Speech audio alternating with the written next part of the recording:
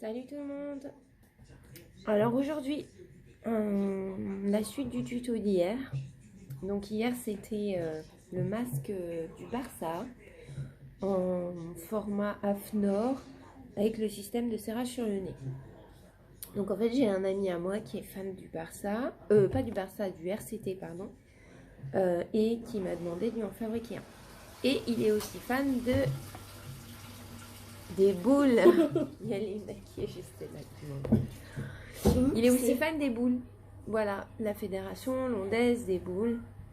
Et du coup, m'a demandé de lui en faire un aussi de cette couleur-là, avec le logo Fédé Boules Hollandaises. Mais hier, voilà. Donc hier, je vous avais dit, j'avais préparé un patron de 21 par 21. Alors moi, je me suis servi d'un carton de Coca-Cola, bon bref, 21 par 21, un carré, aux angles droits. Et en fait, simplement, je prends mon tissu. Bah, il est passé où? Donc, je prends mon tissu, peu importe, quel qu'il soit. Donc, ça, c'est le dos du t-shirt. Je place mon patron dessus. Je le centre selon mon souhait. Bon, là, c'est pas grave, c'est juste un exemple. Je le place bien. Et je pince 4 angles, clac, clac, clac. Et une fois que c'est pincé, je prends mon feutre et je dessine les angles. Alors, toc, je trace des traits tout le long. Donc là, je le fais vite fait, mais pour vous montrer, voilà, on le fait bien pour que ce soit apparent de tous les côtés, Une fois que c'est fait, on retire les pinces et donc on a notre patron visible sur le tissu et il n'y a plus qu'à découper. Ça c'est fait.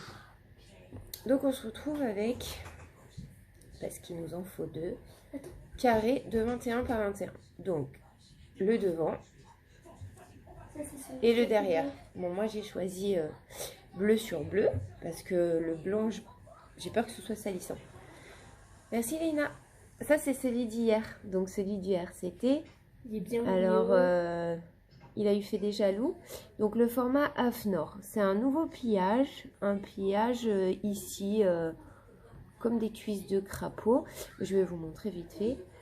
Et en fait au niveau du nez, il y a dessous un fil d'étain. Alors on peut servir de fil d'aluminium, de serrage pour les sacs de congélation. Ce qu'il faut, c'est un petit fil de fer facile à, à manier. Et l'idée, c'est que avec le fil de fer, quand on place le masque sur le visage... Donc celui-là, il est trop grand pour moi parce qu'il est fait pour un ami. Bon, et j'ai fait des mesures un peu plus grandes. J'ai pris 23 cm d'élastique. Je préfère que ce soit plus grand et que en cas il le rétrécisse en faisant un nœud ici. Donc du coup l'idée c'est de positionner le masque et pour limiter un maximum la projection des bactéries, avec le fil d'étain ou le fil d'aluminium, et ben on peut le serrer sur le bout du nez. Donc ça épouse la forme des joues, du haut des joues, ça évite la projection des bactéries. Et pour les personnes qui ont des lunettes, et bien du coup, ça évite que ça tombe. Donc, j'adopte celui-là. Donc, RCT hier, Barça l'autre jour, et maintenant, Fédération Française de Boules. Allez, on y va. Donc là, je vais mettre pas, je vais vous montrer. Allez, feu. Donc, on a nos deux tissus. On va placer l'endroit contre l'endroit, l'un sur l'autre. Positionner correctement. Donc on rapproche bien tous les angles du mieux qu'on peut et ensuite on va coudre les extrémités en laissant en haut, puisque ça c'est le haut de mon tissu. Je vous rappelle que en dessous ça ce sera le haut du masque. en laissant 5 cm d'ouverture à ce niveau-là pour pouvoir y passer le fil de fer qui se trouve ici. Donc je n'ai pas encore coupé.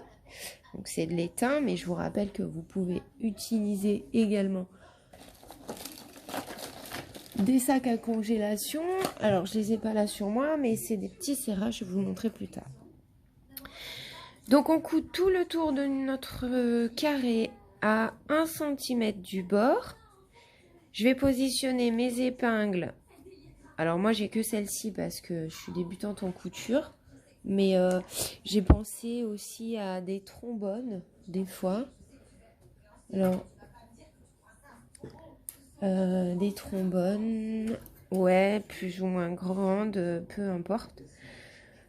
Simplement pour tenir les deux tissus entre eux, hein. C'est pas pour faire de la mécanique, hein, mais bon, c'est pour tenir les tissus entre eux. Donc, on va positionner toutes nos épingles.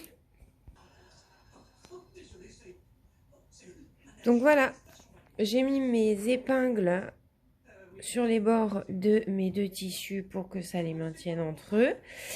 Et en haut, pour me donner un repère, j'ai mis des épingles à nourrice. Voilà. Et pour vous montrer, je laisse un espace de 5 cm. Hop. Parce que quand on va le retourner, ça nous permettra de passer par cette encoche facilement. Allez, on y va. On coud à 1 cm du bord tout le long et on fait bien attention de ne pas coudre entre les deux épingles. C'est parti. Allez, c'est parti. On coud 1 cm du bord, on fait tout le tour et on n'oublie pas de laisser 5 cm d'espace. Oh, en haut. Alors, on fait un point d'arrêt. Ça veut dire un en avant, un en arrière. Je suis allée un peu vite. C'est pas grave. C'est pour sécuriser la couture. Oui, Lina. Je peux faire un nœud au pire. Oui, tu peux.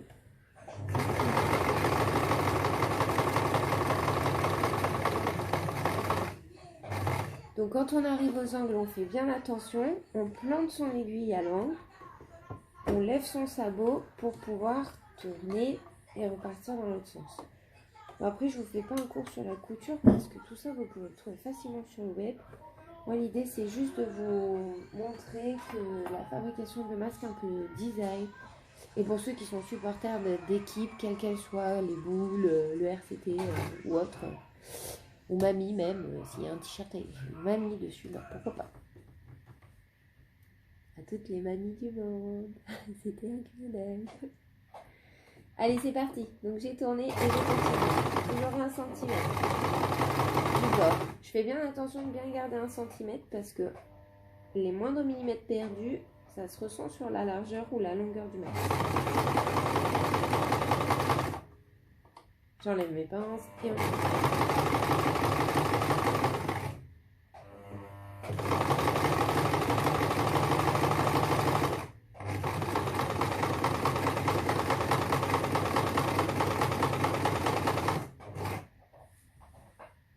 De suite.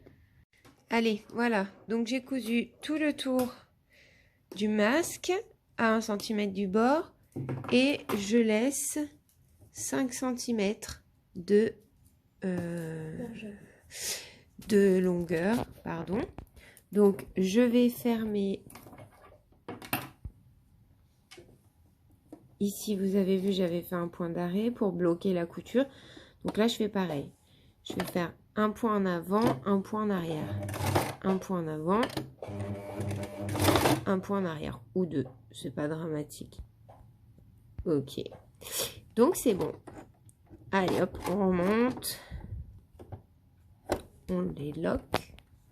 Unlock. On peut couper le fil. Alors, je suis pas équipée moi pour faire des vidéos, du coup j'ai qu'une seule main et je vous garantis que c'est pas évident. Non mais c'est bon, je vais m'en sortir, je vais utiliser ma main droite hein, parce que je suis droitière. Hop, on coupe. Voilà, donc on a ça. On va pouvoir couper les fils qui dépassent. Et avec notre ciseau, on va dégrossir un petit peu de la masse de tissu, à peu près, je sais pas, 4 mm sur tout le tour. Ça va retirer cette masse quand on va le retourner et qu'on va faire le pliage et le repassage tout à l'heure. Donc on coupe de la masse à peu près 5 mm sans couper trop près parce que le risque c'est qu'après ça se découse. Et on va couper tous les angles. Hop, à ce niveau-là, chaque angle, on fait ça. Tac, pareil, ça enlève de la masse. On se retrouve après et une fois qu'on a coupé ça, ben, on le retourne et on va le repasser. Donc voilà, j'ai retourné le tissu grâce à l'ouverture qu'on avait conservée de ce côté-là. Donc avant de le retourner, je vous rappelle qu'à l'intérieur, j'ai coupé un petit peu sur les bords pour retirer de la masse lors du retournage et du repassage, puisqu'on va passer à la séance repassage. Donc le fer est chaud. Comme ça. Par contre, mon conseil tout de même, hier quand j'ai fait celui du RCT, donc ici j'avais dégrossi à l'intérieur pour retirer de la masse. Mais mon conseil, c'est de ne pas la retirer en haut, au niveau de l'ouverture. Parce que des fois, on a tendance à couper trop près. Hop, je vous montre. On a tendance après à vouloir dégrossir trop court. Et quand on le retourne, on va le passer, là vous allez voir au repassage, ben c'est moins évident de conserver cette grande ligne. Parce que si on coupe trop court au niveau de l'ouverture, et ben ça fait un truc qui sort là, je sais pas trop comme ça là, bon ça fait pas beau. Donc mon conseil c'est de ne pas couper en haut pour retirer la masse avant de le retourner.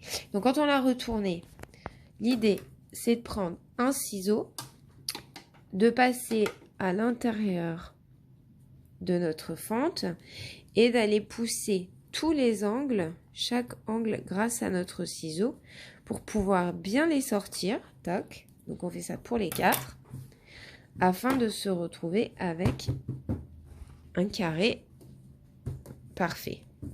Donc là on va le repasser, ça va être plus clair. Feu. Allez, on y va. On repasse. Je t'écoute, Léna. On repasse parce que quand on va plier, après, c'est plus simple d'avoir un tissu bien à plat. Donc, mon conseil, c'est de préparer son fer à repasser chaud pendant qu'on est en train de faire le tour avec la couture. Ils ont dit, oh, j'ai pas fait du petit de 9 ans.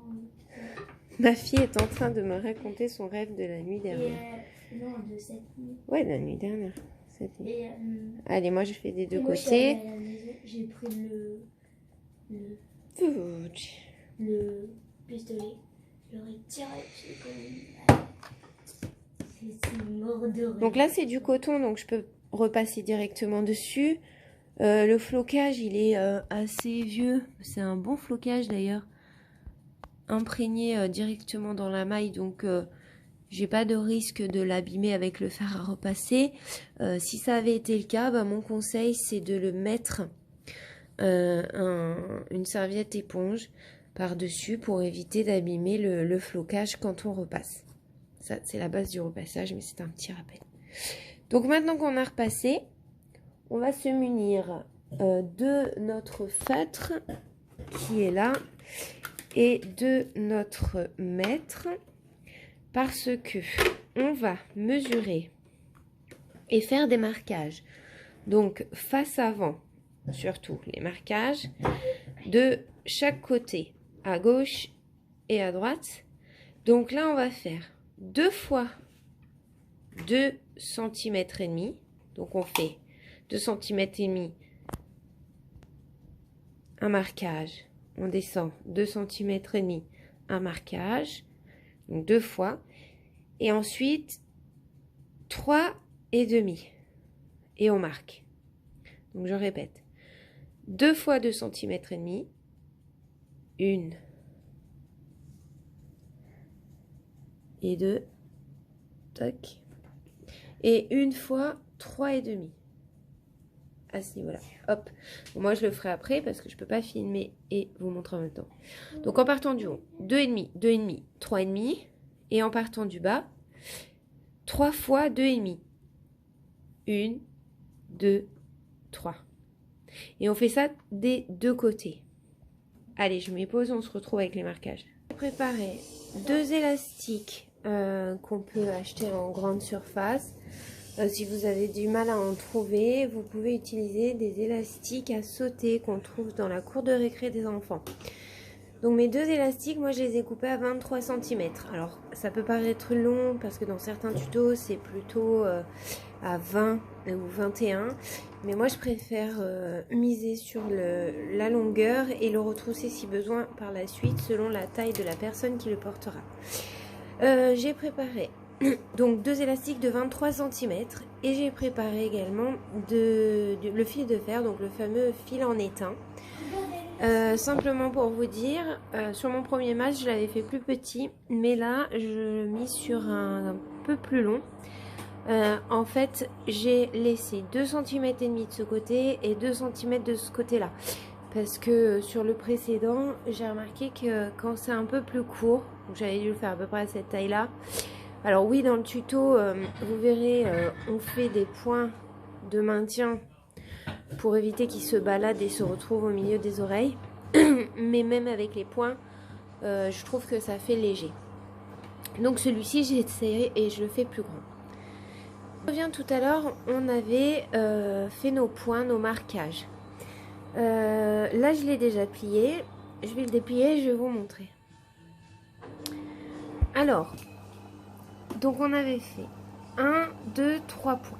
On prend le troisième point. On plie et on remonte jusqu'au premier. Hop. On fait pareil de l'autre côté. 1, 2, 3 points. On prend le troisième point, on plie et on remonte jusqu'au premier. Ensuite, en bas, on retourne son tissu. Donc on a notre premier pli ici. Ici, voilà. Et on fait pareil de ce côté-là. Alors, on prend le premier et on ramène le tissu jusqu'à celui du haut. De ce côté-là, je prends le premier et je le ramène jusqu'à celui du haut. Tac, tac. Donc moi, je l'avais déjà fait, ça m'aide à vous montrer. Une fois que mes points sont bien placés, voilà ce que ça donne sur les côtés. En fait, ça fait comme des cuisses de grenouille un peu. Tchoc, plié. Et en finale, on peut voir qu'ici, ça se rejoint à l'intérieur. Et pareil de l'autre côté. Hop. Voilà. Donc, on positionne correctement nos plis. Et là, on passe un coup de fer à repasser pour marquer les plis. Super. Une fois qu'on a fait ça, on retourne notre masque. Donc, voilà ce qu'on a fait avec la vue à l'arrière. En haut, on va venir faire un petit pli sur toute sa longueur.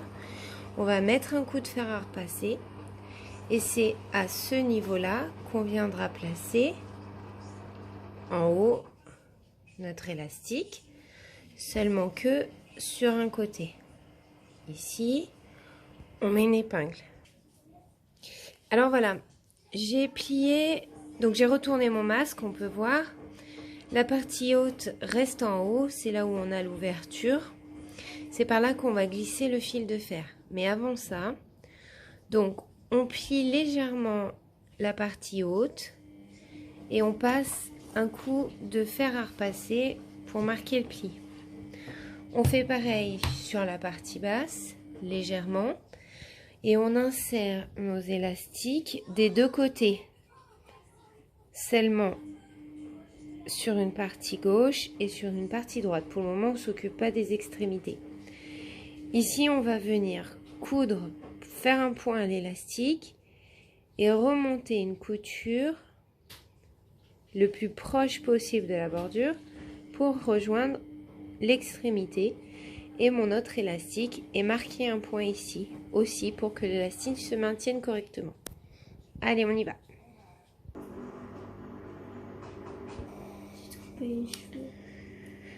Bon voilà, du coup on a cousu les élastiques vers le côté bas. On s'occupe du côté bas pour le moment.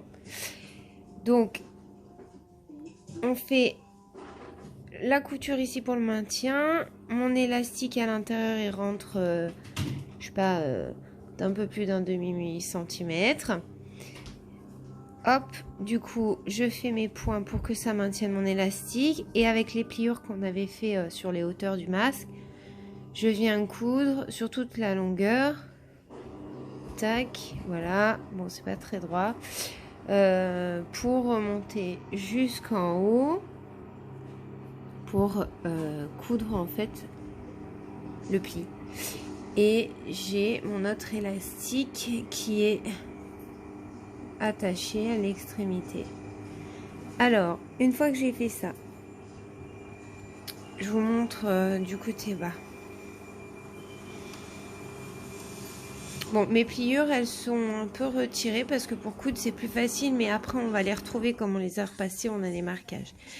Une fois que j'ai fait ça, je replie mon élastique vers le côté supérieur. Alors, évidemment, je viens l'insérer à ce niveau-là et je fais le pli. Bon, là c'est vite fait. Je fais le pli et pareil. Donc c'est ce que j'ai fait là-haut. J'ai ramené mon élastique vers le côté supérieur et je refais le pli. Et maintenant, donc on va fixer l'élastique à ce niveau-là et on va faire comme en bas, la couture droite jusqu'à l'autre élastique. Donc on coudra doucement parce que ici il faudra revenir mettre l'élastique du bas dans cette pliure et on va pas coudre jusqu'au bout parce que on va venir insérer notre fil à l'intérieur du pli pour qu'il vienne s'y glisser. Allez, donc voilà, j'ai commencé la couture, mon fil est mon élastique est maintenant maintenu, couture droite et j'ai inséré le fil de fer sous le pli. Donc je poursuis la couture jusqu'au bout. On y va.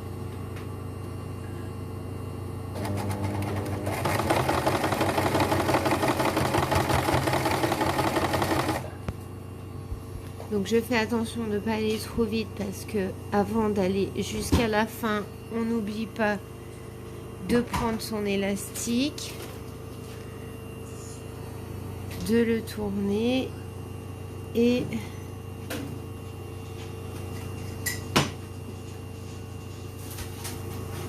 de l'insérer à peu près, on avait dit un demi-millimètre. Hop. Il a pris la balance? Non. Et je referme pour aller coudre jusqu'au bout. On y va.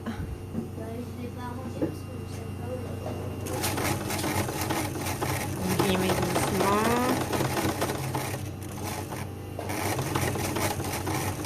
Alors quand il y a de l'épaisseur, des fois, voilà, l'aiguille elle coince. Donc voilà pourquoi on y va doucement. On se rapproche au maximum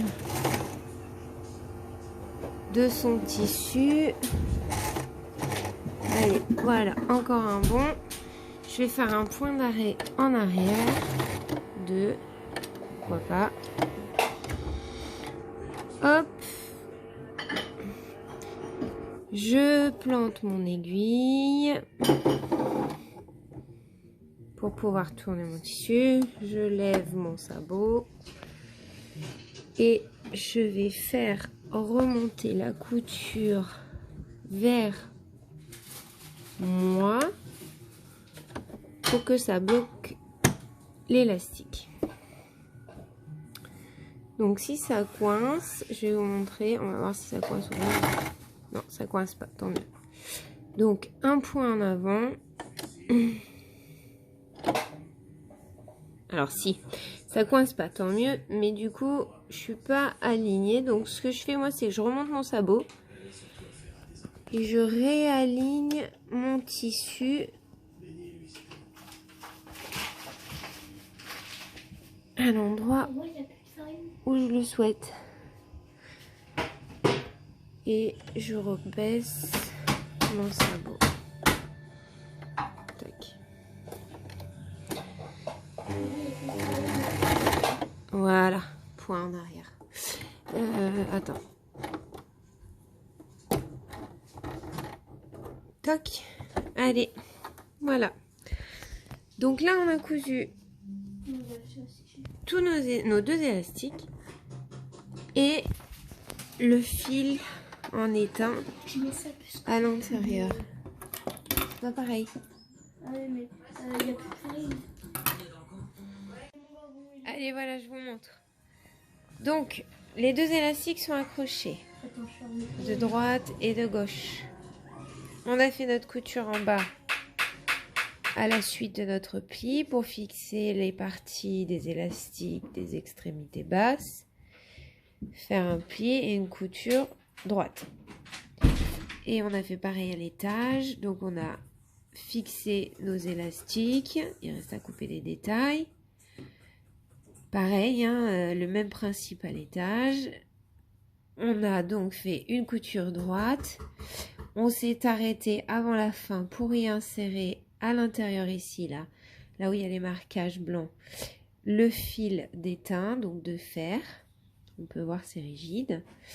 Et on a fermé la couture pour venir fixer l'extrémité haute de l'élastique. Une fois que tout ça est fait, alors on va bloquer le fil de fer par ici des petites coutures aux extrémités de l'élastique pour ne pas qu'il se balade. Donc ça c'est fait. Donc je vais repasser un coup de fer à repasser, je vais refaire mes plis correctement pour lui redonner sa forme terminale. Et après avoir refait mon repassage, on pourra venir coudre et donc fermer ici à 1 cm du bord le masque pour lui donner sa forme finale. Donc moi j'ai qu'une seule main puisque je filme, hein. Je suis pas encore équipée comme les pros pour les tutos de couture, mais ça va donner à peu près ça. Donc je vais passer un coup de fer à repasser et après on ferme ici et je vous montre le résultat. À toutes. Et voilà. Donc j'ai fait mes coutures à environ 1 cm du bord de chaque côté. Bon, de ce côté-là, c'est un petit peu pas très joli. Il n'y a plus qu'à essayer, voir ce que ça donne. Allez, c'est parti.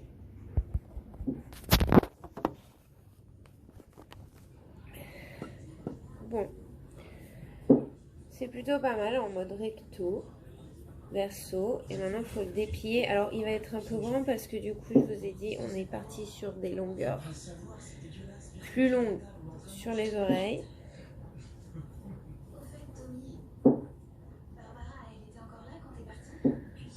Hop, je pince le nez et j'ai mon masque. Alors, ne tenez pas compte de ce qui baille ici, hein, c'est un homme, donc ça va être plus large et puis il peut toujours resserrer à l'arrière si besoin son masque. Voilà. Bon ben,